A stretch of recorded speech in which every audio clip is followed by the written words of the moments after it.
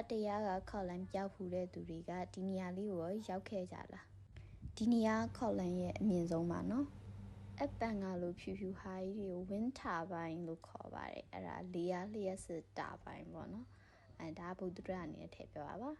ရှူရင်းကြီးတော့တော်တော်လာအမြင့်ဆုံးဆိုတဲ့အတိုင်းပဲဟိုဘပတ်တရားရဲ့အဲ့လိုမြင်ကွင်းကိုပါမြင်ရရဲကွာကျွန်းတစ်ကျွန်းလုံးရဲ့360ဒီဂရီပတ်ချလဲကိုပါမြင်နိုင်တာနော်ကုခဲမန်မှာ Windmill View Point လို့နာမည်ရေးထားတာပေါ့နော်ကျွန်းရဲ့အမြင့်ဆုံးဆိုတဲ့အတိုင်းပဲဆိုင်ကယ်နဲ့သွားရတာတော်တော်ကြီးကိုမတ်ဆောက်တယ်ပေါ့နော်တော်တော်လေးအန်ဒီရများလို့ပြောလို့ရတယ်အဲ့တော့ဆိုင်ကယ်ကိုကျွန်းကျွန်းကျင်ကျင်မောင်းနိုင်မှာပဲသွားတင်တယ်လို့ကြံပြုချင်ပါတယ်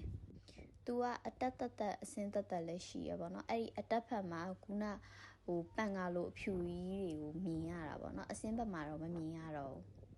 ကလေးတွေကိုခေါ်မသွားတာအကောင်းဆုံးပဲလို့တော့အကြံပေးခြင်းတယ်ဘာလို့လဲဆိုတော့အဲ့မှာသူ